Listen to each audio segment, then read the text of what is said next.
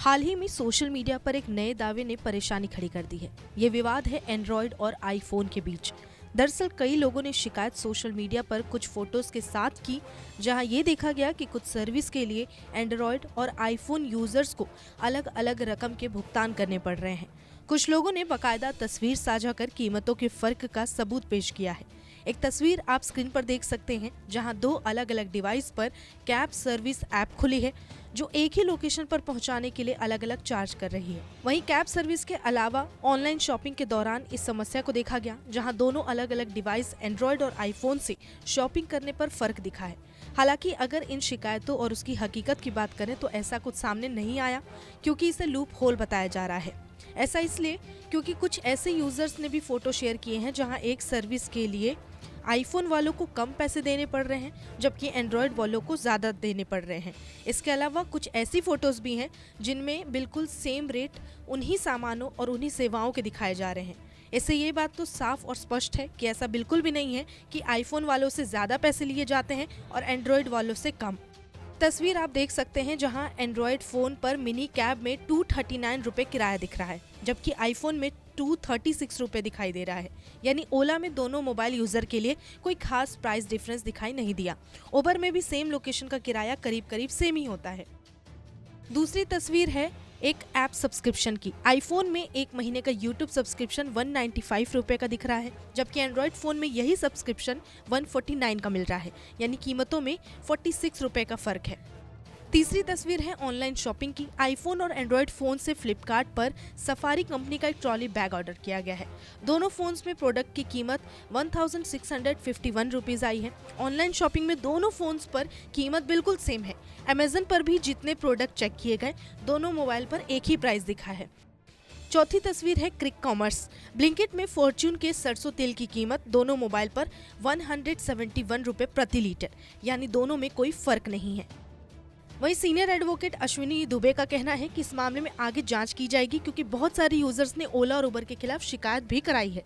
दोनों कंपनियों को समय सीमा के अंदर CCPA को जवाब देना होगा कि एंड्रॉयड फ़ोन और आईफोन में अलग अलग फेयर प्राइस की क्या वजहें हैं।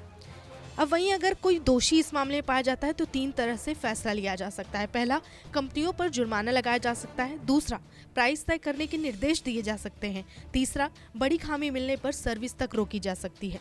अब इसी मुद्दे पर सरकार की तरफ से जो बयान आया है वो भी सुन लीजिए। Differential price if you book taxi, that is if you book through Android phone, that was different.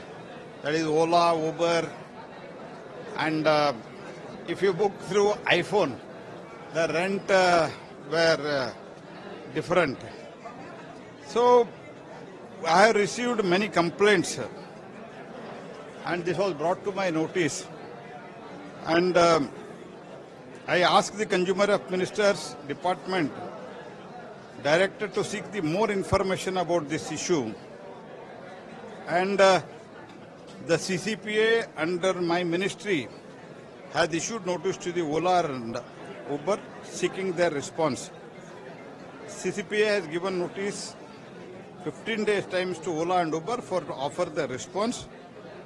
What is the differential pricing, and what for it is being done, and the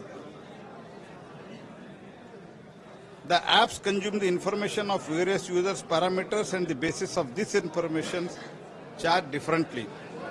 So I had asked the ministry to look into it, because ultimately consumer interest is the paramount under the Modi-led government.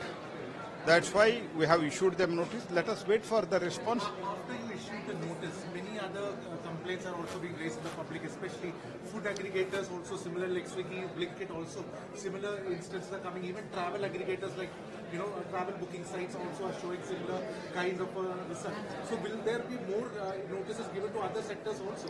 See, one thing I can say, whatever the complaint we receive, as far as my ministry is concerned, our ministry name itself Consumer Affairs Ministry. So protecting the interest of the consumer is the main motto of this ministry.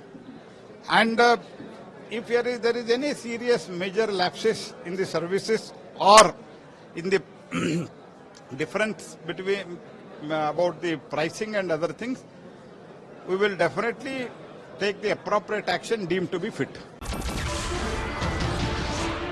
नमस्कार, मैं हूं मानक गुप्ता।